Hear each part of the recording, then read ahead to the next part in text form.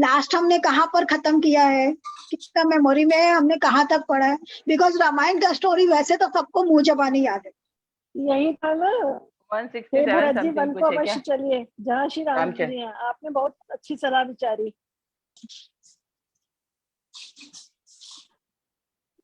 तो हमने लास्ट में जो हम लोग पिछले बार डिस्कस कर रहे थे वो ये था कि भारत को सब राजगद्दी देते हैं और सब उनसे कहते हैं कि आप राजा बन जाओ और आप राजगद्दी संभाल लो, परंतु एक्चुअली मन ही मन सब लोग क्या चाहते थे?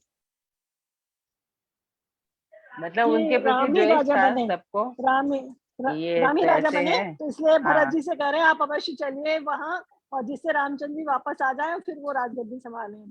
करेक्ट। तो सब लोग, हाँ आपने ठीक बताया, तो सब लोग चाहते क्या थे, मन से सब लोग क्या चाहते थे? यही मनीषा जी आप म्यूट पर हो। राम जी वापस आए, राम जी राजा बने। राम जी वापस वही बने आकर राम जी वापस आए और वही राजा बने। एक्चुअली क्या होता है कि मंत्री है और जितने भी लोग रहते हैं, जो मंत्री है, सलाहकार है, वो सब भरत से कहते जरूर है कि भाई आपको राजा ने राजगद्दी दी है तो आप आइए और आप राजगद्दी संभालिए, आपको बोला गया है, आप ही को दिया गया है तो आप आओ और राजगद्दी संभालो, यही तुम्हारे लिए कर्तव्य है। परंतु मन ही मन सब ये चाहते थे कि रामचंद्र जी जो है वो वापस आ जाए और आकर के वही राज्य संभाले, क्योंकि वही प्रिय और फेवरेट थे, है ना। तो ये सब यही चाहते थे। तो इसीलिए भरत जी को ये, और भरत खुद भी यही चाहते थे और भरत समझ भी पा रहे थे कि सब यही चाहते हैं। तो भरत क्या करते हैं, और भरत को सबसे ज्यादा किस बात का दुख था कि उनके ऊपर में क्या होता है कि करे कोई भरे कोई, उनके ऊपर ब्लेम है, मतलब सब उनको गलत समझ रहे हैं। हाँ, तो करे कोई भरे कोई। तो उन्होंने कुछ भी नहीं किया, परंतु कहीं ना कहीं श्री रामचंद्र जी के वन में जाने के जिम्मेदार कौन बन गए थे? वो बन गए थे। हाँ, बहुत अनजाने में बन गए थे। वो चाहते नहीं थे, उनको पता भी नहीं था, वो बेचारे इस बात से अवेयर भी नहीं थे। तो उनको अपने सर पर लगा हुआ ये जो दाग था, कलंक का ये जो दाग था, वो को मिटाना था। तो उनको क्या था कि भाई मेरी माता ने जो भी किया है, कहते हैं ना जो करनी है उसको भरना पड़ता अगर वो उसको मान लेते। परंतु उसको जब आप वेहेमेंटली, इसके पीछे एक लॉजिकल रीजन जो ये है वो ये है कि हम लोग क्या होता है, बहुत सी बार हम जब किसी सिचुएशन में आते हैं तो हम क्या करते हैं, हम कहते हैं अरे हम क्या कर रहे हैं, हम तो मजबूर थे, सामने वाले ने ऐसे कर दिया तो हमको करना पड़ा, है ना। दिस इज व्हाट वी से, है कि नहीं। आज मान लीजिए कि किसी को कोई क्या बोलते हैं, सपोज किसी को बाहर जॉब मिल रहा है, फॉर एग्जाम्पल मैं बता रही हूँ, जैसे सपोज मेरे बेटे को बाहर जॉब मिला। अब मैंने उसको बोला कि नहीं नहीं तुझे जॉब नहीं करना, तुझे मैं बाहर नहीं जाने दूंगी, तू कलकत्ता में ही रहे, तो हमारा अकेला ही बेटा है, ये वो मैंने उसको बोला और वो रह गया।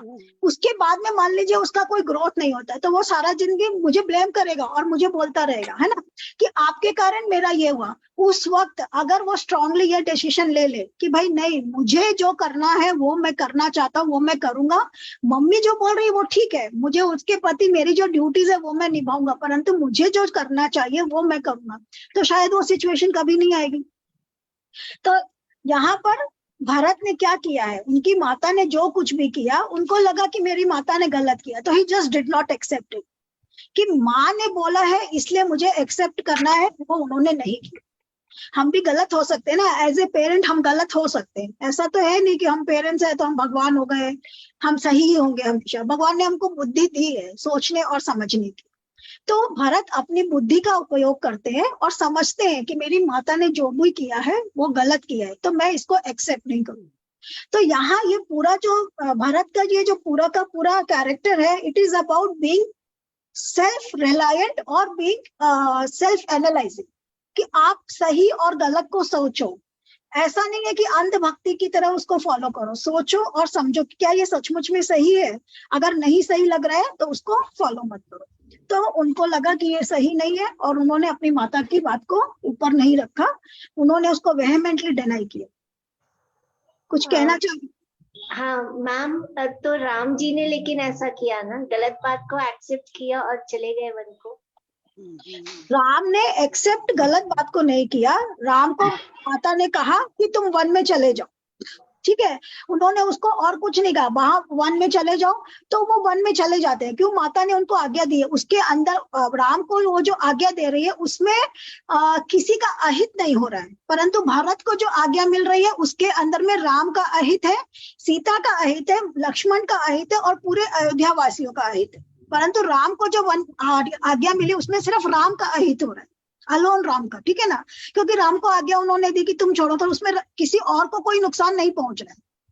लेकिन मैम वो जा रहे हैं तो भी तो अयोध्या का अहित ही है ना, जब वो राज्य छोड़ के जा रहे हैं।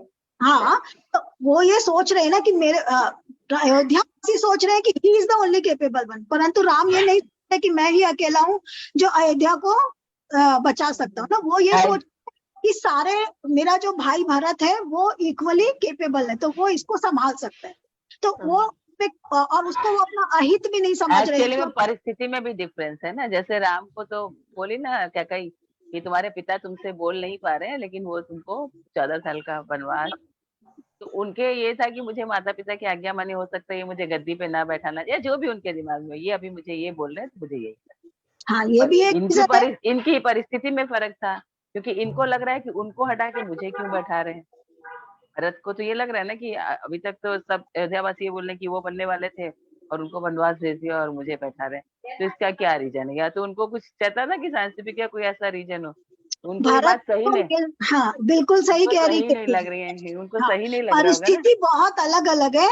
राम किसी का हक नहीं छीना गया था, राम का जो हक था वो राम से लेकर के किसी और को दिया गया, परंतु भरत को हक छीन करके हक मिल रहा है। सो दैट इज हाँ, ये मतलब परिस्थिति का फर्क है ना, चीजें दोनों एक ही है, एक हटाओ, एक तो नहीं है, एक को आप हटा रहे, एक को बैठा रहे हो। अगर आप राम क्या है, पिता ने वचन दिया, उस वचन को फॉलो कर रहे हैं। बोले ना कि मुझे भरत के लिए पिता ने कोई वचन नहीं दिया, भरत को माता ने जबरदस्ती वचन लिया है। ऐसे तो आप इतिहास उठा के देखेंगे तो जब माता पिता की बातें मानते तो बहुत से ऐसी माँ बाप ने बोला है जो बच्चे किए हैं, मतलब हाँ, परशुराम का है बहुत किया है। हाँ, करेक्ट है। हाँ, परशुराम का है, तो इसीलिए मान लीजिए कि परशुराम ने कुछ गलत किया या किसी और ने किया, तो वहीं पर एक और एक पर्सपेक्टिव भी दे रहे कि अगर आप सोच समझ करके करो तो आप सही डिसीजन ले पाते, है ना। और राम के साथ में जो सबसे बड़ा डिफरेंस राम और भरत में है कि भरत को किसी का हक छीन करके वो हक मिला है। मतलब कोई चीज किसी को समझ नहीं आती, जैसे बोलते हैं ना, डाइजेस्ट नहीं हो रही है बात, मुझे समझ नहीं आ रही। हाँ, उनको समझ ही नहीं आ रहा होगा ना कि वो बड़े हैं मुझसे, सब उनका होने वाला था, तो इसमें उनको अपनी माता के ऊपर ही शक हो रहा है ना कि इन्होंने, या मतलब आप अपने बच्चे को, आप म्यूट हो गए हो कीर्ति। क्या कर रहे हो, मुझे ऐसा लगता है, मतलब उनको सही नहीं लग रहा था कि क्या हो रहा है आपको। ठीक, आप अभी भी डाउट में हो कीर्ति जी, मनीषा जी? मतलब नहीं, मुझे जो इन्होंने किया वो भी सही लगा, लेकिन राम ने जो है उनके वर्ड्स को महत्व दिया है। यहाँ पर उन्होंने अपने पेरेंट के महत्व को नहीं दिया है, उन्होंने पेरेंट के उसको लॉ माना है, जो वो कहे, चाहे वो सही है गलत है, भला है बुरा है, वो करना है। वैसे यहाँ पर जैसे आप कह रहे थे, वो अपनी बुद्धि लगा करके उन्होंने वो एक्सेप्ट नहीं किया है। नहीं, राम जी के लिए दीदी वो गलत नहीं था। जान लीजिए मेरी कोई संपत्ति है, ठीक है, या मेरी कोई चीज है, मैं अपने बड़े पुत्र को देना चाहती हूँ, फिर मेरा अचानक डिसीजन हुआ कि नहीं, मैं तुमको नहीं, एक सिंपल सी बात बोली, मैं उसको नहीं, तो वो हक के लिए लड़ सकता है, लेकिन मेरे साथ कुछ और नहीं कर सकता, ये मेरी आज्ञा, मैं तुमको नहीं दे रही हूँ, उसको दी। यहाँ तो बिल्कुल ऐसे ही दिख रहा है रामायण में, कि एक बार उन्होंने उनको बनाया, ये षड्यंत्र उसकी माँ का था, पिताजी का नहीं था, लेकिन अब वो भी अपने वचन से मजबूर थे कि इन्होंने को मैंने वचन दिया है तो मुझे अपना वचन निभाना है। दशरथ को तो वचन में ही बांध दिया था ना, कहते ही, तो उसको वो गलत नहीं लगा ना कि भाई ये इनकी चीज है, और भी हो सकता है इनके दिमाग में हो कि किसी और भाई को कुछ भी हो, वो उस पर आर्गुमेंट नहीं करना, मुझे ऐसा लगता है। और वैसे भी वो आज्ञाकारी पुत्र थे ना, राम आज्ञाकारी पुत्र थे, वो आज्ञाकारी पुत्र थे, भरत जी आज्ञाकारी पुत्र नहीं बने। नहीं, भरत भी आज्ञाकारी पुत्र है। देखिए, भरत भी आज्ञाकारी पुत्र है। बोल रही है ना कि हम लोग भी कभी गलत हो सकते हैं, ऐसा नहीं कि हम लोग भी कोई जगह में गलत बोलते हैं, तो बच्चे बताते हैं कि मम्मी देखिए आप ऐसे नहीं, आप बताते हैं ना, कई बार ऐसा होता है, तो वो भरत को नहीं लग रहा होगा कि मेरी माँ सही करी, तो उन्होंने उसका विरोध किया। भरत ने तो हनुमान जी से भी लड़ाई कर गए थे, जब हनुमान जी संजीवनी बूटी लेते कि उनको नहीं बहुत देर बाद उनको हाँ, मतलब दोनों पर्सपेक्टिव में डिफरेंस है कि राम के पर्सपेक्टिव से पिता गलत नहीं थे, तो माता और पिता गलत नहीं है, तो राम का पर्सपेक्टिव ऐसा था। भरत का पर्सपेक्टिव अलग है। प्लस एक बात और भी है, राम को जो आज्ञा मिलती है उसके अंदर में पिता की सहमति रहती है और माता की भी सहमति रहती है, परंतु कैकेयी ने जो कुछ भी किया है उसके अंदर में पिता की सहमति नहीं है और प्लस किसी और की भी सहमति किसी नहीं। की भी सहमति नहीं है, वही वो परिस्थितियों का फर्क है ना, तो वही उसको समझ नहीं आ रहा कि सारे हाँ, लोग तो विरुद्ध हैं, खाली माँ ही मेरे को ऐसे बोल रही। केवल माँ है जो साथ में है। हालांकि राम जी भी जब जाते हैं तो कोई भी उनका फेवर में नहीं रहता है, बट ऑल द सेम वो पिता ने वचन दिया था कि पिता का वचन का मुझे मान रखना है, तो वो पिता का वचन का मान रखने के लिए करते हैं। और भरत भी पिता का वचन का मान ही रखना चाहते हैं, इसलिए बोलते हैं कि हाँ आपने मुझे जो जो करने को बोला है वो मैं करूंगा, परंतु एक ट्राई तो मैं ये जरूर करूंगा कि वापस लेकर के आऊं, ताकि मेरे ऊपर में जो कलंक का दाग लगा। इसीलिए मैंने कहा भरत ने जो कुछ भी किया उसके पीछे का रीजन ये था कि उनको अपने ऊपर लगा हुआ कलंक को मिटाना था। कहीं ना कहीं ये कलंक था ना उनके ऊपर में कि उनकी वजह से बड़े भाई का हक छिन गया है, तो उनको वो कलंक अपने ऊपर से हटाना था। So that was the reason कि भरत ने ये डिसीजन लिया कि भाई मुझे जाना है। एंड उनको नब्ज की पकड़ थी ना, उनको सब लोगों का नब्ज का पकड़ था कि सब मुझसे कह जरूर रहे हैं कि तुम राजा बन जाओ, पर अल्टीमेटली चाहते सब यही है कि राम वापस आए, क्योंकि प्रजा सारी की सारी उनके पीछे चली जाती है उनको लाने के लिए। वो फिर चक्कों का दाग वाग मिटा करके और फिर वो रात के टाइम वो लोग सोते सोते में ही वो निकल जाते हैं ना। तो ये सारी चीजें भरत को सब समझ में आती है कि सब लोग राम को ही राजा के रूप में देखना चाहते हैं। अगर मान लीजिए कि आपको कोई अगर देखना ही नहीं चाहता है और अगर आप राजा बन जाओगे तो क्या प्रजा आपको आपकी न तो आपकी कदर करेगी और न ही प्रजा आपकी आज्ञा को मानेगी। अब भरत ने जो डिसीजन लिया उससे क्या होगा कि भरत जब वापस आएंगे तो प्रजा उनका मान भी करेगी, उनकी आज्ञा को मानेगी भी, तो वो अच्छे से पीछे से जो भी करना है वो अच्छे से कर पाएंगे क्योंकि उसमें राम की सहमति रहेगी। और अगर हाँ, और अगर वो ऐसे ही करते हैं जिसमें राम की सहमति नहीं है तो उसमें उनको एक्सेप्टेंस नहीं मिलती, प्रजा रिवोल्ट कर देती। हाँ, प्रजा रिवोल्ट करती या नहीं करती, परंतु उनको प्रजा का एक्सेप्टेंस नहीं मिलता। तो इसलिए भरत का डिसीजन जो उन्होंने काफी सोच समझ करके ये डिसीजन लिया था कि नहीं मुझे राजा नहीं बनना है, कम से कम या तो वो वापस आ जाए और नहीं आएंगे तो उनका एक्सेप्टेंस रहेगा और उनके ऊपर में जो कलंक का दाग लगा हुआ वो भी हट जाएगा। तो इसलिए उन्होंने माता का जो आज्ञा था उसको नहीं माना और अपना खुद का डिसीजन लिया। तो दैट वाज अबाउट भरत का कैरेक्टर। आई गेस अब आपका डाउट क्लियर हो गया होगा मनीषा जी। Yes ma'am. हाँ हाँ, आप मुझे कविता बोला करो प्लीज, मुझे मैम मैम कोई बोलता है तो मुझे आई फील वेरी ऑकवर्ड। तो हमने पढ़ा था यहाँ तक कि अवश्य चलिए बन राम जह, भरत मंत्र भलकीन, शोक सिंध बूढ़त सबही, तुम अवलंबन दिन। हे भरत जी, वन को अवश्य चलिए जहाँ श्री राम जी है। आपने बहुत अच्छी सलाह विचारी, शोक समुद्र में डूबते हुए सब लोगों को आपने सहारा दे दिया। तो सारे लोग शोक में डूबे हुए थे, उन सब लोगों को सहारा मिल गया है और अब वो सब लोग उबर जाएंगे कि भैया राम जी वापस आ रहे हैं या राम को हम मिलने जा रहे हैं, तो वो सब शोक से उबर जाएंगे। भा सबके मन मोद न थोरा, जनुघन धुनि सुनि चातक मोरा, चलत प्रात लखी निर्नौ नीके, भरत प्राण प्रिय भे सबही के। सबके मन में कम आनंद नहीं हुआ, मानो मेघों की गर्जना सुनकर चातक और मोर आनंदित हो रहे हैं। प्रातः काल चलने का सुंदर निर्णय देखकर भरत जी सभी को प्राण प्रिय हो। देखिए आगे ना यहाँ पर क्या बोल रहे हैं, भरत जी सभी को प्राण प्रिय हो गए। जब उन्होंने चलने का निर्णय लिया तो अभी तक जो भरत सबके आंखों की किरकिरी हो रहे थे वो भरत क्या हुए, सबके प्राण प्रिय हो गए। प्राण प्रिय हो गए। एक वो डिसीजन ने उनको सबका प्रिय बना दिया।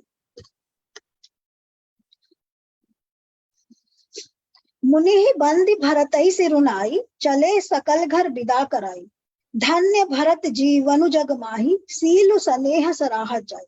मुनि वशिष्ठ जी की वंदना करके और भरत जी को सिर नवाकर सब लोग विदा लेकर अपने अपने घर को चले। जगत में भरत जी का जीवन धन्य है, इस प्रकार कहते हुए वे उनके शील और स्नेह की सराहना करते तो सब लोग भरत की बड़ी सराहना कर रहे हैं। जो भरत की अभी तक सब लोग बुराई कर रहे थे और निंदा कर रहे थे, एकदम 1 मिनट में पासा पलट गया। आपके डिसीजन ने ही आपका सब कुछ पलट दिया है ना। मतलब जो आप उनको जो अवमान मिल रहा था उसकी जगह अब उनको मान मिलना शुरू हो गया।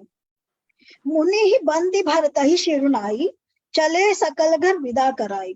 धन्य भरत जीवनु जग माही, सील स्नेह सराहत नाही। मुनि वशिष्ठ की वंदना करके और भरत जी को सिर नवाकर सब लोग विदा लेकर अपने अपने घर को चले। जगत में भरत जी का जीवन धन्य है, इस प्रकार कहते हुए वे उनके शील और स्नेह की सराहना करते जाते। आखिर वो वाला कहानी नहीं छोड़ दे, उसमें सब काम का कागज है, गड़बड़ हो जाए। कहाई परस्पर भाबड़ काजू, सकल चलाई कर साज ही साजू। जेहि राखई रघु घर रखवारी, सो जानई जनु गर्दनी मारी। आपस में कहते हैं बड़ा काम हुआ, सभी चलने की तैयारी करने लगे। जिसको भी घर की रखवाली के लिए रहो ऐसा कहकर रखते हैं, वही समझता है मानो मेरी गर्दन मारी गई। तो जिसको भी बोलते हैं कि तुम नहीं चल सकते हो, तुमको तो यहाँ घर पर रहकर घर की रखवाली करनी पड़ेगी, उसको ही लग रहा है कि हे भगवान ये क्या हो गया है ना। कहीं बाहर छुट्टी पे जाते हैं और किसी को जिसको नहीं लेके जाते उसी को खराब लगता है, तो कुछ वैसा ही यहाँ पर हो रहा है। को का रहन कहीं नहीं कोहू, को न चाहन जग जीवन लाहू। कोई कोई कहते हैं रहने के लिए किसी को भी मत कहो, जगत में जीवन का नाश कौन नहीं, जीवन का लाभ कौन नहीं चाहता। चरऊ सो संपत्ति सदन सुखू, सोहित मातु पितु भाई। सन्मुख होत जो राम पद, करे न सहस सहाई। वह संपत्ति घर सुख मित्र माता पिता भाई जल जाए जो श्री राम जी के चरणों में के सन्मुख होने में हंसते हुए सहायता न करे। घर घर साजई वाहन नाना, हर्ष हृदय पर भाग पयाना। भरत जाय घर कीन विचारू, नगर बाज गज भवन डवारू।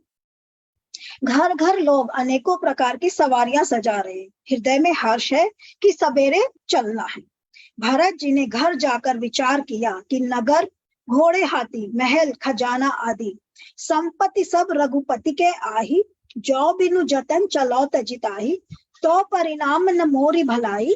पाप शिरोमणि साई दुहाई। सारी संपत्ति श्री रघुनाथ जी की है, यदि उसकी व्यवस्था किए बिना उसे ऐसे ही छोड़कर चल दें तो परिणाम में मेरी भलाई नहीं है, क्योंकि स्वामी का द्रोह सब पापों में शिरोमणि है।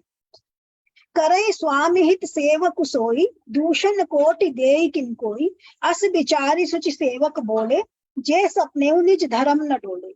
सेवक वही है जो स्वामी का हित करे, चाहे कोई करोड़ों दोष क्यों न दे। भरत जी ने ऐसा विचार कर ऐसे विश्वास पात्र सेवकों को बुलाया जो कभी स्वप्न में भी अपने धर्म से नहीं डिगे थे। कही सब मरम धर्म बल भाषा, जो जेहि लायक सोते ही राखा। करी सब जतन राखी रखवारे, राम मातु पही भरत सिधारे। भरत जी ने उनको सब वेद समझाकर फिर उत्तम धर्म बतलाया और जो जिस योग्य था उसे उसी काम पर नियुक्त कर दिया। सब व्यवस्था करके रक्षकों को रखकर भरत जी राजमाता कौशल्या जी के पास गए। तो क्या कर रहे हैं भरत, जाने के पहले क्या तैयारी कर रहे हैं कि जिस जिसको जो जो काम सौंपना है। अब जा रहे हैं तो सेनापति को प्रजा के लिए छोड़ना, उसके लिए छोड़ना है, किसी मंत्री को राज्य चलाने के लिए छोड़ना है, किसी को ट्रेजरर है तो उसको पैसों और रुपयों के लिए छोड़ना है। तो जिस जिसको जिस जिस काम के लिए छोड़ना है उसके लिए नियुक्त करके वो आगे जाने की तैयारी करते हैं। इस बात से क्या पता चलता है कि भरत को भी राज्य को संभालने की क्या थी। Manisha ji, on mute. Responsibility थी ना, मतलब जो मिला है वो कर रहे हैं, नहीं क्या? उनको भी आता था, यानी कि राम का असेसमेंट सही था, भरत जी भी संभाल सकते थे बट चाहते नहीं थे। हाँ, मतलब ये क्या भरत को भी संभालना आता था। एकदम ठीक बोला आपने मनीषा जी, कि भरत को बिल्कुल आइडिया था कि मुझे राज्य कैसे चलाना है। एक राज्य जिसको उनके पिता सौंप करके गए हैं, उसके बावजूद वो उस राज्य को जिसके भरोसे छोड़ करके जा रहे थे, उनको ये पता था कि ये जो लोग हैं इनको मैं ट्रस्ट कर सकता हूँ, ये लोग जो है पीछे से राज्य को संभाले रखेंगे और इस राज्य के ऊपर कब्जा नहीं करेंगे। जब राज्य में कोई राजा नहीं है तो जो राजा बन के बैठ जाएगा वही राजा हो जाएगा। तो उनको ऐसे लोगों का पता था, like he was very capable. तो इसलिए उनको पूरा आइडिया था कि मैं किसको सौंप सकता हूँ, किसको नहीं सौंप सकता हूँ, कौन कैसा है। तो ही वॉज वेरी केपेबल। और फिर ये सब करके वो कौशल्या जी के पास गए, ठीक है ना। आरत जननी जान सब भरत स्नेह सुजान, कहे बनावन पाल की सजन सुखासन जान। स्नेह के सुजान भरत जी ने सब माताओं को आर्त जानकर उनके लिए पालकियां तैयार करने तथा सुखासन यान सजाने के लिए कहा कि माताएं अगर साथ में जाएंगी तो पालकी में जाएंगी, तो उनके लिए पालकियां बनवाई। चक चक्की जिमि पुर नर नारी, चाहत प्रात उर आरत भारी, जागत सबन सी भयऊ बिहाना, भरत बुलाए सचिव सुजाना। नगर के नर नारी चकवे चकवी की भांति हृदय में अत्यंत आर्त होकर प्रातः काल का होना चाहते हैं। सारी रात जागते जागते सवेरा हो गया। तब भरत जी ने चतुर मंत्रियों को बुलवाया। कहे लेहु सब तिलक समाजू, बानहि देव मुनि राम ही राजू, बेग चलऊ सुनि सचिव जोहारे, तुरंत तरक नथ नाग सवारे। और कहा तिलक का सब सामान ले लो। तिलक का सब सामान लेने के लिए क्यों कहा? क्योंकि रास तिलक का सारा तैयारी ऑलरेडी होया हुआ था, है ना। उनका रास तिलक होने वाला था, उसकी जगह उनको वनवास मिला, तो रास तिलक की सारी तैयारियां थी, सारे नदियों का जल भी आया हुआ था, सब लोग इकट्ठा भी हुए हुए थे। तो इसीलिए वो कहते हैं कि रास तिलक का जो भी सामान पहले तैयारी था वो सारा सामान ले लो। और वन में ही मुनि वशिष्ठ श्री राम जी को राज दे देंगे, जल्दी चलो।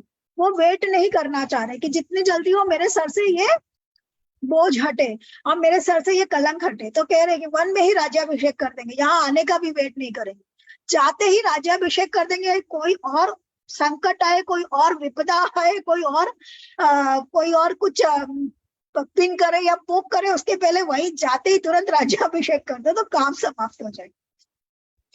तो कह रहे कि वहां जाते ही राज्याभिषेक कर देंगे। यह सुनकर मंत्रियों ने वंदना की और तुरंत घोड़े, रथ और हाथी सजवा ली।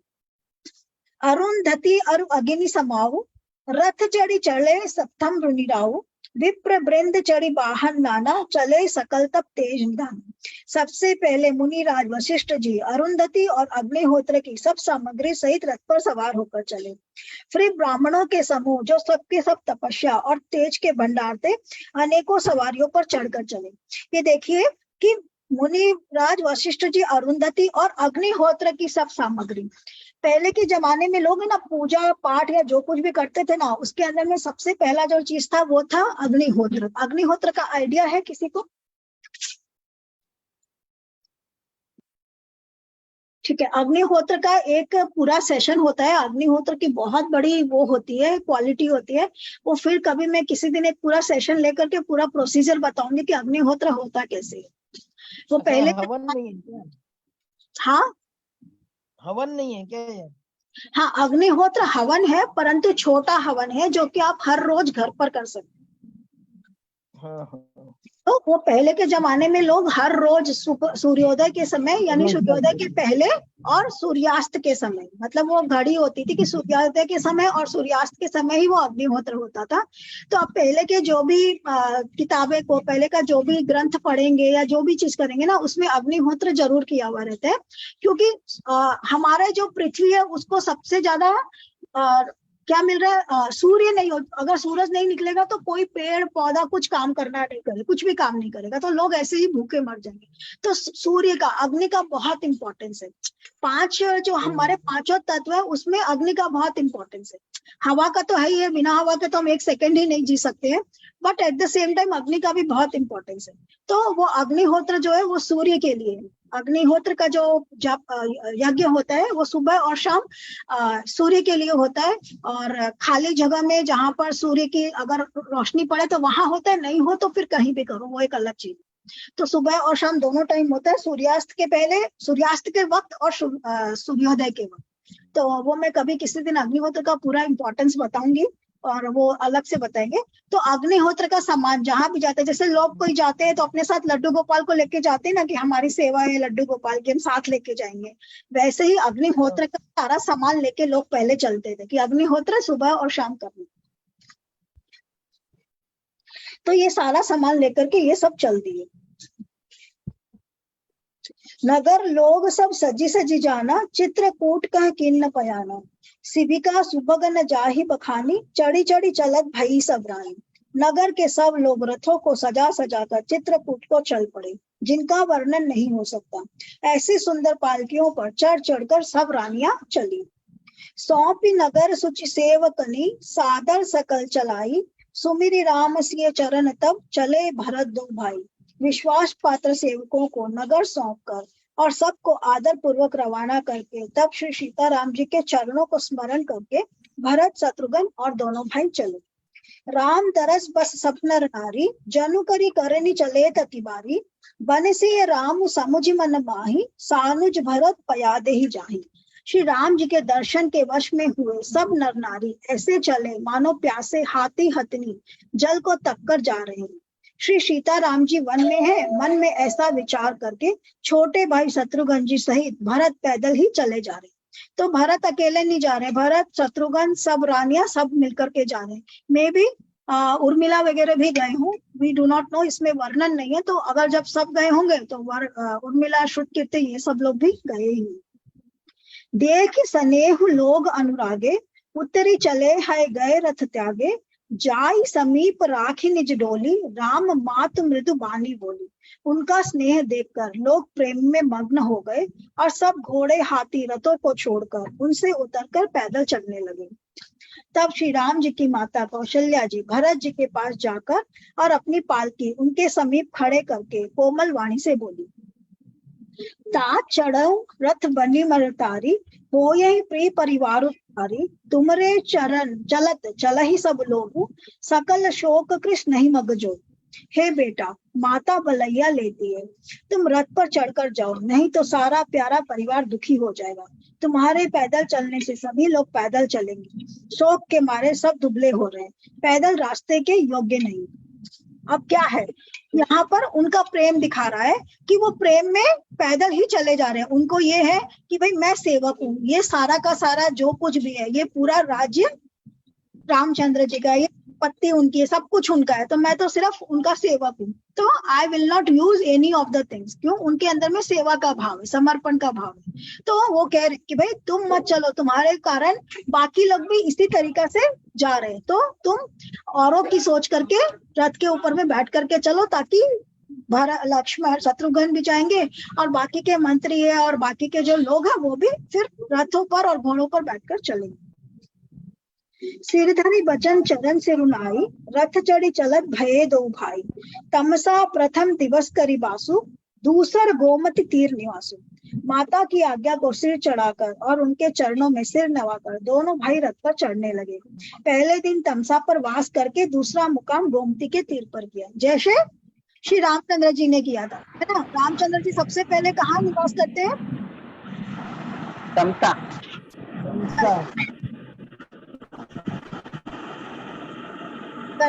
तमसा नदी पर। हाँ, तमसा नदी पर। तो सबसे पहले तमसा नदी के ऊपर में श्री रामचंद्र जी रात को रुकते हैं, तो वैसे ही ये लोग भी पहले वहां पर निवास करते हैं। नदी के किनारे पहले के लोग डेरा बनाते थे, क्योंकि नदी के किनारे पानी मिलेगा, खाना बनाने का सामान मिलेगा, जो कुछ भी मिलेगा सब नदी के किनारे ही मिलेगा, है ना। कोई भी पहले के जमाने में भी कोई भी विलेज या कोई भी संस्कृति कुछ भी जो होता था ना, आप देखो उसके आसपास नदी रहती थी, क्योंकि नदी पानी का सोर्स होता है। आप कहीं पर भी रहोगे, पानी नहीं पियोगे तो बिना जल के तो आप मर जाओगे। तो पानी का सोर्स होना बहुत जरूरी था, इसीलिए जहां पानी का सोर्स होता था उसके किनारे ही लोग डेरा लगाते थे। आजकल की तरह थोड़ी है कि नल से पानी आ रहा, जहां मर्जी आया वहां रुक गए, ऐसे नहीं हो सकता। तो नदी का किनारा देख करके वो लोग अपना डेरा लगाते थे कि नदी के किनारे पानी की व्यवस्था रहे, तो इसलिए वो सारा का सारा पानी को व्यवस्था करते हैं और देख करके तमसा के वास करते हैं। और दूसरा मुकाम गोमती के तीर पर किया। पय आहार फल असन एक, निश भोजन एक लोग, करत राम हित नेम व्रत, परिहरि भूषण भोग। कोई दूध ही पीते, कोई फलाहार करते और कुछ लोग रात को एक ही बार भोजन करते हैं। भूषण और भोग विलास को छोड़कर सब लोग श्री रामचंद्र जी के लिए नियम और व्रत करते हैं। कि सब लोग क्या कर रहे हैं, व्रत कर रहे हैं और मन्नतें कर रहे हैं कि भाई हम कुछ ऐसा करें जिससे श्री रामचंद्र जी वापस आ जाए। तो सब लोग व्रत और नियम का पालन करते। सई तीर बसी चले बिहाने, श्रृंग बेरपुर सब नियराने। समाचार सब सुने निषादा, हृदय विचार करई सविषादा। रात भर सही नदी के तीर पर निवास करके सवेरे वहां से चल दिए और सब श्रृंगवेरपुर के समीप जा पहुंचे। निषाद राज ने सब समाचार सुने तो वह दुखी होकर हृदय में विचार करने लगा। अब ये देखिए यहाँ पर हो रहा है कि निषाद राज ने सब समाचार सुने तो वह दुखी होकर हृदय में विचार करने लगा। तो श्रृंगवेरपुर जब पहुंच गए वो लोग, यानी कि निषाद राज कौन था?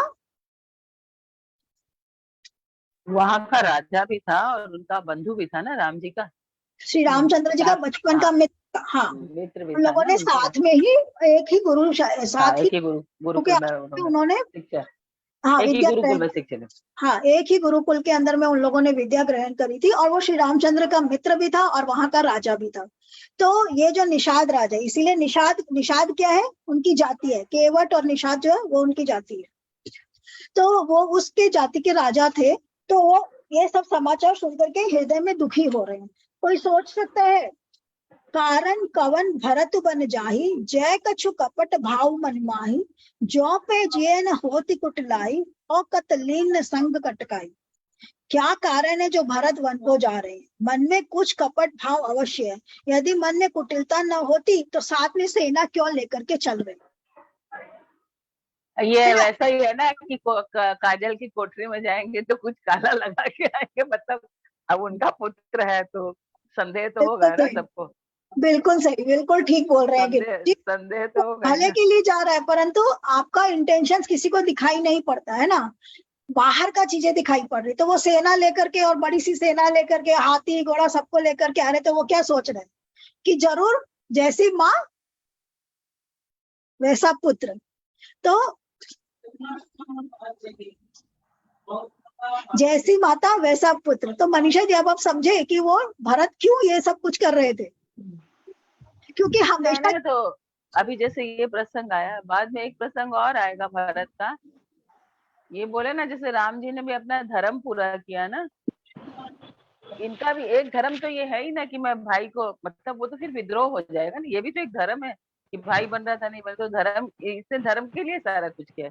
इससे बड़ा धर्म धार्मिक कोई हुआ ही नहीं अपना है। वो कलंक मिटाने के लिए भी तो कर रहा था ना कि माँ मतलब लोग ये नहीं बोलते कि बुरे का बेटा बुरा, ऐसा भी तो देखो होता है ना। कलंक तो वो धो लेगा, लेकिन अगर वो वही चीज करता ना रेनू, तो वो फिर वो भी वही, मतलब उसको लगा कि मेरे धर्म के विरुद्ध है ना। कोई भी मान लो करेक्ट, कहीं भी ऐसा, एक अपने 4 जन भी बैठते हैं ना, कभी कोई चीज किसी के आगे बढ़ा देता है तो दूसरा बोलता है नहीं उसको पहले दो बाद में देना, ऐसा होता है ना। तो उसको वो सही लग रहा है कि ये बनते क्यों, तो वो भी एक धर्म है ना। धर्म की दूरी पे तो भरत को बहुत कुछ कहा गया है। करेक्ट, हाँ करेक्ट, बिल्कुल ठीक कह रही है कीर्ति जी कि वो उनको अपना धर्म भी लगा कि वो मेरा भाई है और राज्य उसको मिला है, तो मेरा धर्म है कि उसको मैं राज्य ऑफर करूं। तो उनकी कोई कुछ करता है तो उसके मन में बहुत सी बातें चलती है। हम तो केवल सोच सकते हैं कि उसके मन में क्या क्या चल रहा होगा ना, हम केवल विवेचना कर सकते हैं मन में क्या चल रहा है, वो तो कोई नहीं जानता। क्योंकि वो गए राम के पास, जैसे सबने बोला ना तुमको बनाना है, तो कई बार ऐसा लगता है मैं उससे जाके मिलूंगा वो क्या चाहता है। ये भी तो एक है ना, वो गए ना सारा कुछ लेके, राज्याभिषेक सब कुछ, कि मैं भाई को ही हूँ। हाँ सही है, जाकर राम से मिलूं और राम का पर्सपेक्टिव समझो कि राम का क्या पर्सपेक्टिव था, कि राम ने ऐसा क्यों किया, तो वो भी उनको समझना था। ये भी एक रीजन हो सकता है। कई सारे, देखिए कुछ भी होता है उसमें बहुत सारे रीजन होते हैं, तो ये भी एक रीजन हो सकता है कि उनको राम का पर्सपेक्टिव भी समझना। तो वो सोच रहे हैं कि ये सेना लेकर के क्यों आ रहा है।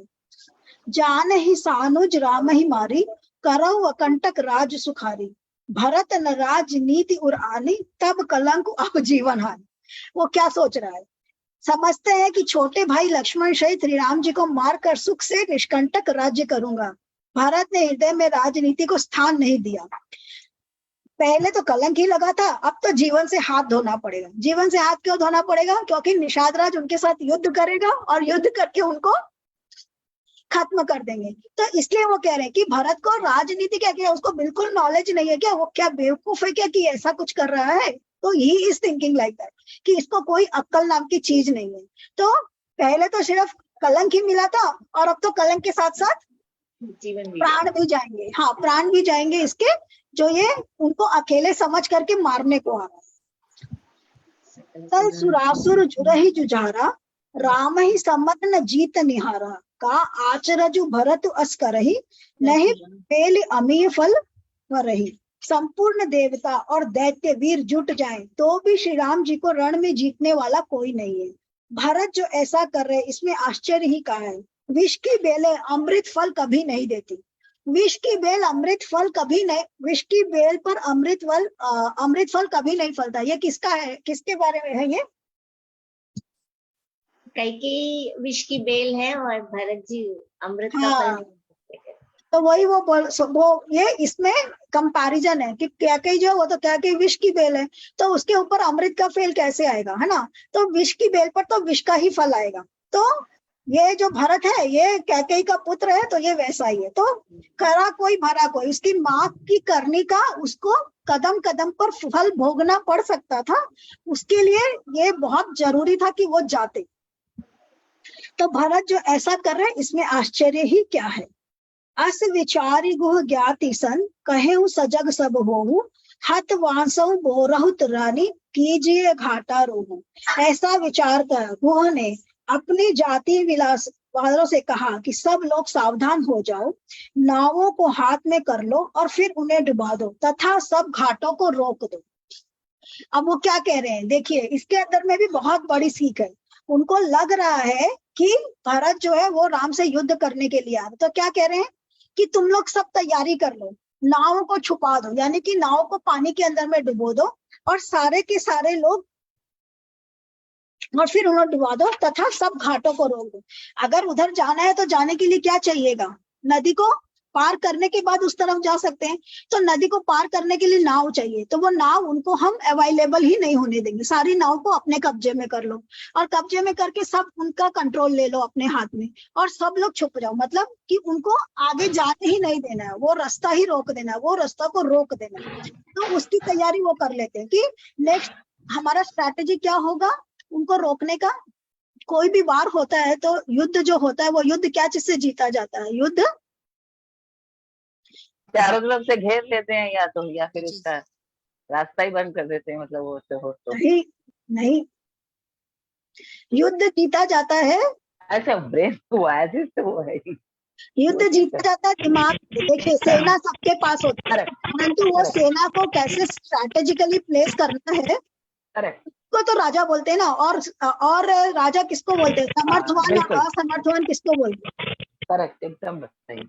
जो भी राजा होगा उसके पास में सेना भी होगी, उसके पास में धन भी होगा, सब कुछ होगा। तो युद्ध वो राजा तो कुछ, अगर ब्रेन नहीं होगा तो फिर वो शायद कुछ नहीं कर पाए। हाँ, तो ब्रेन सबसे पहले जरूरी है। युद्ध जीता जाता है ब्रेन से, है ना। तो आप अपना ब्रेन जितना यूज करेंगे उतना आप युद्ध को जीत सकते हैं। तो इसलिए उसने क्या किया, अपना ब्रेन यूज किया कि सबसे पहले नाव चाहिएगी तो नाव को अपने कब्जे में कर लो ताकि उनको एक भी नाव ना मिले, ना रहेगी बांस ना बजेगा बांसुरी, तो नाव ही नहीं रहेगी तो नदी कैसे पार करेंगे। तो कहता है कि उनको अपने बेस में कर लो और उन्हें डुबो दो तथा सब घाटों को रोक दो। उन सारी नाव को डुबो दो, मतलब कि वो लोगों को दिखे नहीं, ऐसे उनको छुपा दो, पानी के अंदर में ही नाव को डुबा करके छोड़ दो ताकि उनको दिखेगी ही नहीं कि नाव कहाँ पर। और उसके बाद सब घाटों को रोक दो, यानी कि सारे जितने भी घाट, सारे घाट को अपने कंट्रोल में ले लो। तो वो सारे घाट के ऊपर में तुम्हारा कंट्रोल हो गया, तो ना तो घाट पर जा सकते हैं न नाव से रास्ता पार कर सकते हैं। होहु संजोइल रोकहु घाटा, ठाटहु सकल मरय के ठाटा, सन्मुख लोह भरत सन लेऊ, जियत न सुरसरी उतरन देऊ। सुसज्जित होकर घाटों को रोक लो और सब लोग मरने की साज सजा लो, अर्थात मरने की साज सजा लो, अर्थात भरत से युद्ध में लड़कर मरने के लिए तैयार हो जाओ। मैं भरत से सामने लोहा लूंगा और जीते जी उन्हें गंगा पार न उतरने दूंगा। तो क्या कह रहे, सब लोग सुसज्जित, यानी कि तीर बाण कमान जो भी जिसके पास में आयुध है वो आयुध लेकर के सब लोग घाटों के ऊपर में खड़े हो जाओ और मरने के लिए तैयार हो जाना। मतलब जब तक जान रहेगी तब तक तो उनको घाट पार करने नहीं देंगे, ऐसे वो उन लोगों को इंस्ट्रक्ट। सब लोग म्यूट कर लीजिए ना, थोड़ा सा डिस्टरबेंस हो जाता है। समर मरन पुनि सुरसरी तीरा, राम काज छन भंगु शरीरा, भरत भाई नृप मैं जन नीचू, बड़े भाग असी पाई नीचू। क्या कह रहे हैं? युद्ध में मरण, फिर गंगा जी का तट, श्री राम जी का काम और क्षण भंगुर शरीर, भरत श्री राम जी के भाई और राजा, और मैं नीच सेवक, बड़े भाग्य से ऐसी मृत्यु मिलती है। तो क्या हो रहा है? जब राजा खुद ही अपनी जान देने को तैयार होगा तो क्या होगा? सेवक और सैनिकों में ऑटोमेटिकली जोश आ जाता है ना। सबने वो वाली पिक्चर देखी है कि नहीं देखी, उरी, जिसमें वो बोलते हैं हाउ इज द जोश, तो सारे के सारे बोलते हैं हाँ हाई सर, है ना। तो वैसे ही है यहाँ पर, वो सब लोगों को जोश दिला रहे हैं कि रामचंद्र जी का कार्य करने से अगर शरीर जाता भी है तो जाए, हम लोगों को, हम जो नीच जाति के, हम तो शूद्र जाति के, तो हम शूद्र जाति के लोग अगर श्री राम जी के कार्य के लिए मर भी जाएंगे तो हमको ऊंची गति ही मिलेगी। तो इसलिए अपने प्राणों का मोह मत करना और सुसज्जित होकर लड़ने के लिए तैयार हो जाओ। स्वामी काज करिहु रनरारी, जस धवली हूँ वंदसचारी, तजहु प्राण रघुनाथ निहोरे, दुहु हाथ मुद मोदक मोरे। मैं स्वामी के काम के लिए रण में लड़ाई करूंगा और 14 लोगों को अपने यश से उज्जवल कर दूंगा। श्री रघुनाथ जी के निमित्त प्राण त्याग दूंगा। मेरे तो दोनों ही हाथों में लड्डू हैं। जीत गया तो राम जी का यश प्राप्त करूंगा और मारा गया तो श्री राम जी की नित्य सेवा प्राप्त करूंगा। मतलब क्या, मैं जो केवल निषाद राजी नहीं, जितने भी सैनिक हैं वो अगर मर गए तो क्या होगा? श्री राम जी के काम के लिए मरे हैं बोल करके उनको यश की प्राप्ति होगी। और अगर जिंदा रह गए तो जिंदा रह गए तो श्री राम जी के कार्य की यश की प्राप्ति होगी, और मर गए तो मुक्ति मिल जाएगी। तो दोनों ही सूरत में उन लोगों का फायदा किसमें है? युद्ध करने में ही उनका फायदा है। ऐसे करके वो अपने सैनिकों को क्या कर रहे हैं? एंकरेज कर रहे हैं, उन लोगों में जोश भर रहे हैं। साधु समाज न जाकर लेखा, राम भगत महु जासु न रेखा, जाय जियत जग सो महि भारू, जननी जौबन बिटप कुठारू। साधुओं के समाज में जिसकी गिनती नहीं और श्री राम जी के भक्तों में जिसका स्थान नहीं, वह जगत में पृथ्वी का भार होकर व्यर्थ ही जीता है। वह माता के यौवन रूपी वृक्ष के काटने के लिए कुल्हाड़ मात्र है। तो जिसको साधुओं के समाज में जिसकी गिनती नहीं, यानी कि अच्छे लोगों में जिसकी गिनती। साधुओं का समाज मतलब वो समाज नहीं जिसके अंदर में साधु है, ऋषि है, वो नहीं। साधु का समाज मतलब अच्छे स्वभाव का समाज, जो मन से साधु है, जो मन से सात्विक है, मनुष्य रूप में साधु, मतलब हाँ, मनुष्य रूप में जो साधु है। तो साधुओं के समाज में जिसकी गिनती नहीं, मतलब जो गृहस्थ होकर भी जिसका जीवन साधु वाला है। जैसे जनक जी को बोलते हैं ना कि जनक जो है वो राजा होकर के भी वो से क्या बोलते हैं, वो थे, मतलब उनको राज्य से कोई मोह नहीं था, राजा होकर भी वो चला राजा होकर को राज्य से कोई मोह नहीं था। तो साधुओं के समाज में जिनकी गिनती नहीं और राम जी के भक्तों में जिनका स्थान नहीं, वो पृथ्वी में भार होकर ही जी रहा है। विगत विषाद निषाद पति, सबा ही बड़ाई उछाऊ, सुमिरी राम मागेउ तुरत, तरकस धनुष सनाहु। इस प्रकार श्री राम जी के लिए प्राण समर्पण का निश्चय करके निषाद राज ने विषाद से रहित हो गया और सबका उत्साह बढ़ाकर तथा श्री रामचंद्र जी का स्मरण करके उसने तुरंत ही तरकस, धनुष और कवच मांगा। उसने क्या मांगा तुरंत? कि भाई तुम लोग तो तैयार हो ही जाओ और अब मुझे भी तैयारी करने के लिए धनुष वगैरह दे दो, ताकि मैं भी पूर्ण रूप से तैयार रहूं। जैसे ही वो आएंगे वैसे ही मैं भी उनके साथ युद्ध करूं।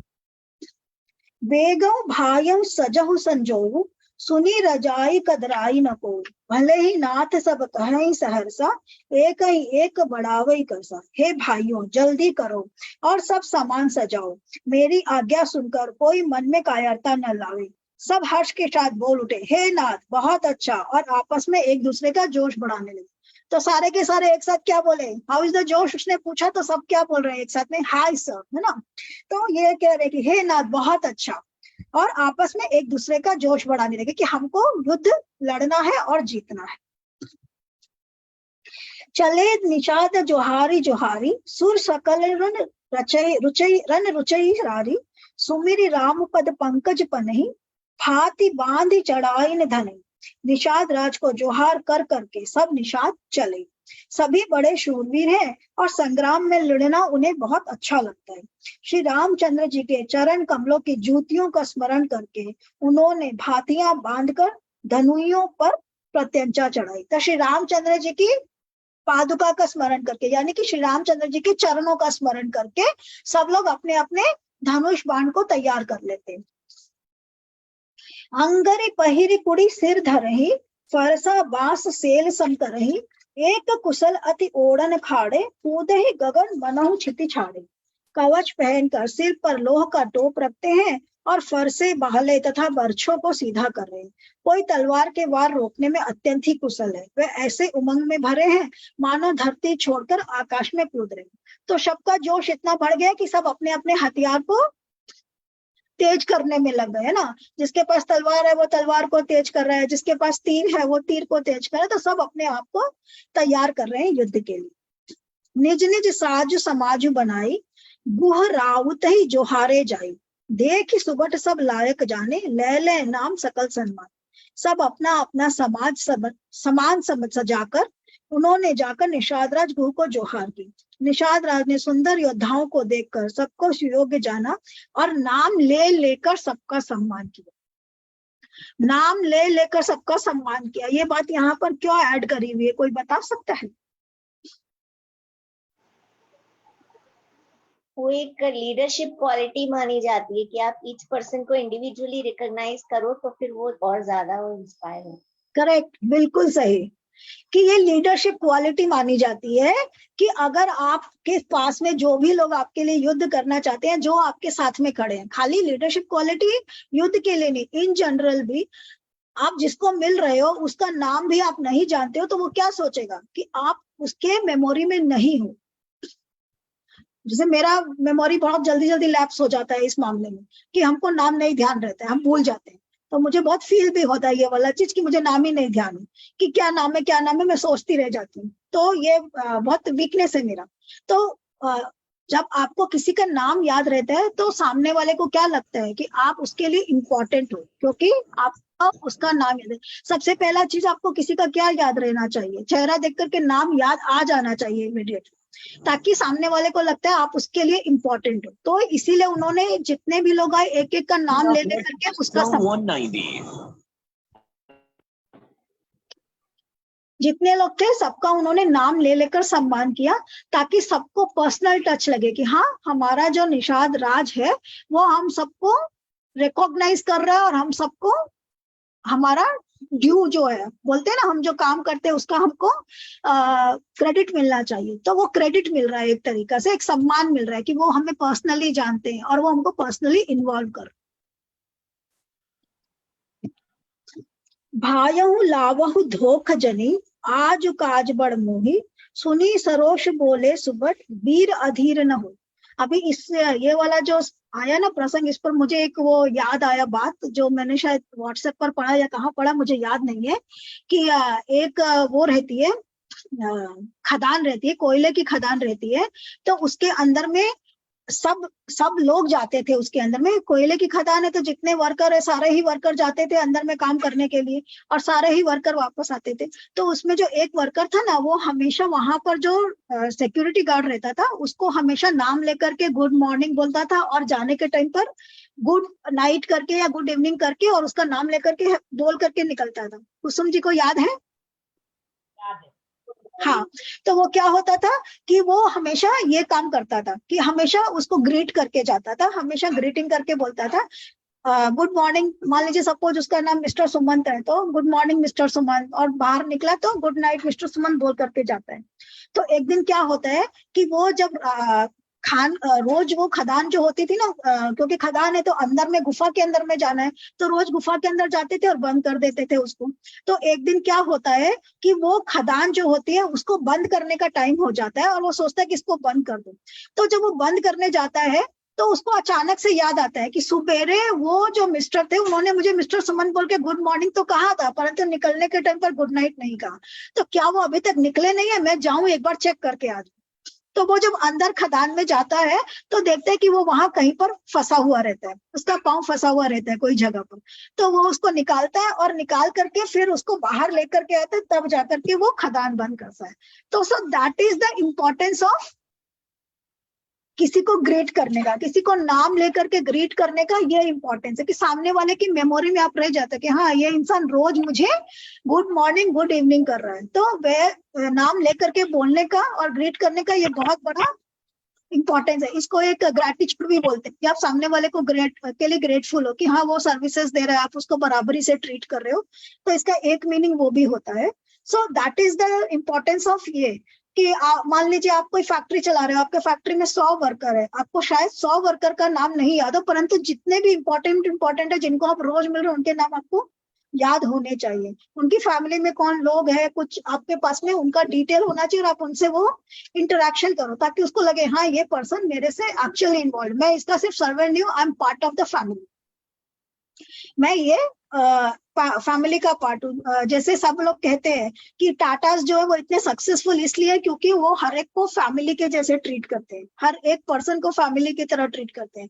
टाटास के अंदर में एक खासियत है कि उन लोग अपने वर्कर्स को फैमिली की तरह ट्रीट करते हैं, इसलिए जो एक बार टाटास को ज्वाइन कर लेता है छोड़ना नहीं चाहता है, उन लोग को वहां पर वो फैसिलिटीज और वो इम्पोर्टेंस मिलता है। तो वही फैसिलिटी भी वैसे ही देते हैं, घर वार मतलब बहुत फैसिलिटी देते हैं वो अपने वर्कर्स को। हाँ काम भी बहुत फैसिलिटी भी पूरी, हाँ हाँ फैमिली मतलब जैसी बाकी किसी के लिए भी ये चीज नहीं है, रिलायंस है, इतने सारे इंडस्ट्रियलिस्ट है, किसी के लिए ये बात नहीं है, परंतु टाटा की ये खासियत है कि वो अपने वर्कर्स को बहुत इंपॉर्टेंस देते हैं, है ना। तो वही चीज यहाँ क्या कह रहे हैं, कुछ समझे? उसको बहुत मान देते हैं वो लोग। हाँ बहुत मान देते हैं, उनके लिए उनका जो होटल्स रहता है उसमें स्टे फ्री रहता है, उनके फ्लाइट्स फ्री रहते हैं, उनके पेरेंट्स के लिए फ्लाइट्स फ्री रहते हैं, होटल्स का स्टे फ्री रहता है, और आपके मेडिसिन जो रहती है वो फ्री रहती हैं, डॉक्टर्स का ट्रीटमेंट फ्री रहता है। हाँ तो बहुत सारी सुविधा देते हैं। तो वो तो अलग चीज हो गया, वो तो इंडस्ट्रियलिस्ट की बात हो गई, परंतु इन जनरल किसी को नाम लेकर के और उसको रिकॉग्नाइज करना कि तुमने ये काम बहुत अच्छा करा आपने, तो वो उसको बूस्ट करता है। इसलिए वो एक एक जन को नाम लेकर के और उनको अप्रिशिएट करते हैं कि तुम आए और अपना ये आयुध के साथ में हो करके वो उनको एक एक जन को नाम लेकर वो करते हैं। भाइयों लावहु धोख जनी आज काज बड़ मोही, सुनी सरोष बोले सुभट वीर अधीर न होई। हे भाइयों धोखा न लाना, आज मेरा बड़ा भारी काम है। यह सुनकर सब योद्धा बड़े जोश के साथ बोल उठे, हे वीर अधीर मत हो। धोखा मत लाना यानी मन के अंदर में भी धोखा मत लाना, कि मन के अंदर में तुम्हारा मन ही कहे कि नहीं नहीं मैं क्यों मरूं, मैं क्यों किसी के लिए अपनी जान दूं, तो मन में भी धोखा मत लाना, मन में भी कोई कुविचार मत लाना, और श्री राम के लिए आज मेरा साथ खड़े रहना। तो वो कहते कि हे वीर अधीर मत हो।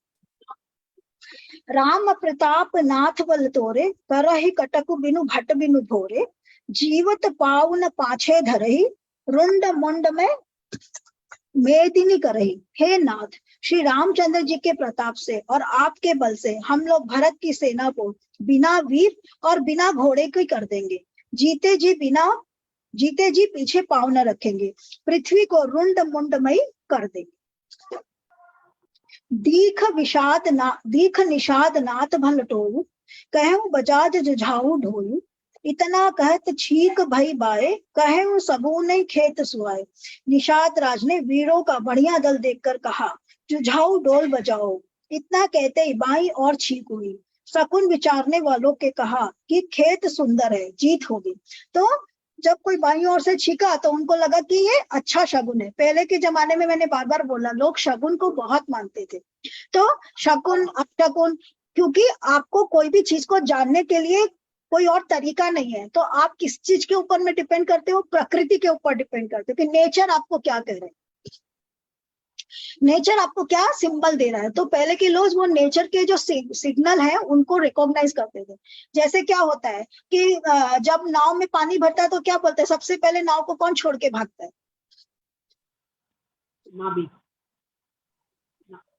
चूहा। करेक्ट। तो चूहा क्या होता है, वो प्रकृति का संकेत समझ जाता है। जैसे ही नाव में पानी भरता है, पहला छेद होते ही नाव से सबसे पहले निकल के कौन भागता है? चूहा, क्योंकि चूहे को समझ में आ जाता है ये प्रकृति का संकेत है कि इस नाव में पानी भरने वाला है।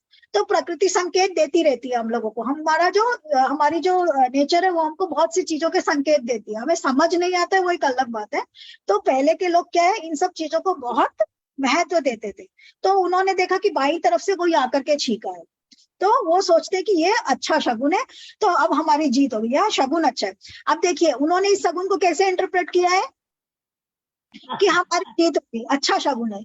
और एक्चुअली में ये क्या चीज का शगुन था कि युद्ध तो होगा ही नहीं, भरत तो अच्छे काम के लिए आ रहे हैं ना, तो वो अच्छे काम का शगुन था कि जो कुछ भी होगा अच्छा होगा, उसका शगुन था। आपका इंटरप्रिटेशन कैसा है वो आपकी मति पर निर्भर करता है कि आप कैसे उस चीज को इंटरप्रेट कर रहे हो, ठीक है ना। तो सब योद्धा जोर के साथ शकुन विचार वालों ने कहा कि खेत सुंदर है, यानी कि शगुन सुंदर है, जीत होगी। बृढ़ु एक का शगुन विचारी, भरत ही मिले न हो यही रारी। राम ही भरत मनावन जाई, सगुन काहे अस विग्रह नहीं। एक बड़े ने शगुन विचार कर कहा, भरत से मिल लीजिए, उससे लड़ाई नहीं होगी। भरत श्री रामचंद्र जी को मनाने जा रहे हैं, शकुन ऐसा कह रहा है कि विरोध नहीं, ठीक है ना। तो निषाद राज ने अपनी बुद्धि से और बाकी लोगों ने अपनी बुद्धि से क्या निकाला, इसका मतलब कि हमारे युद्ध में जीत होगी। और एक जो समझदार इंसान था उसने क्या कहा, युद्ध करने के पहले कम से कम जाओ और जाकर के मिल लो।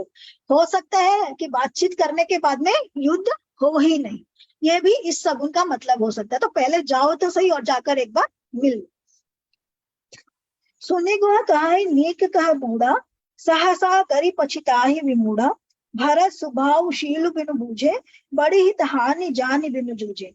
यह विचार कर निषाद राजगुह ने कहा, बूढ़ा ठीक कह रहा है, जल्दी में कोई काम करके मूर्ख लोग पछताते हैं। भरत जी का शील स्वभाव बिना समझे और बिना जाने युद्ध करने में हित की बहुत बड़ी हानि। तो वो लोग क्या सोच रहे हैं कि भाई अगर हम बिना सोच विचार करके युद्ध करने जाएंगे तो इसमें हानि। तो ये जो हमसे हमारे बुजुर्ग कह रहे हैं इनकी बात मान लेनी चाहिए, पहले जाएं और जाकर के देखें तो सही कि एक्चुअल में चक्कर क्या है। अगर वो एक्चुअल में युद्ध के लिए आए हैं कि नहीं क्या है वो समझ ले, उनका शील स्वभाव, उनका स्वभाव में वही विनम्रता है कि नहीं है जो श्री रामचंद्र जी के स्वभाव में, वो समझ ले और उसके बाद में विचार करें। गहाहु घाट भट समिट सब, लेव मरम मिल जाई। बुझी मित्र अरिमध्य गति, तस्तब करी हम आई। अतवे हे वीरों, तुम लोग इकट्ठे होकर सब घाटों को रोक लो, मैं जाकर भरत जी से मिलकर उनका भेद लेता हूँ। उनका भाव मित्र का है या शत्रु का या उदासीन का, यह जानकर तब आकर वैसा प्रबंध करूंगा। कह रहे हैं कि सब तैयारी तो हुई भी है, तो युद्ध करना हुआ तो कोई समय तो लगेगा नहीं, तो जाता हूँ पहले जा करके उनका जो स्वभाव है वो समझ करके आ जाता हूँ कि उनका भाव मित्र का है या उदासीन का। तो वो जब समझ में आ जाएगा उसके बेसिस पे आगे वाला निर्णय हम लोग लेंगे। तो आज का हमारा हम यहीं पर खत्म करते हैं 192। ऑलरेडी 1 बजने को है, तो आज यहीं पर खत्म करें 192, ठीक है ना। तो ये था आज का हमारा सेशन। छोड़ने का मन नहीं है।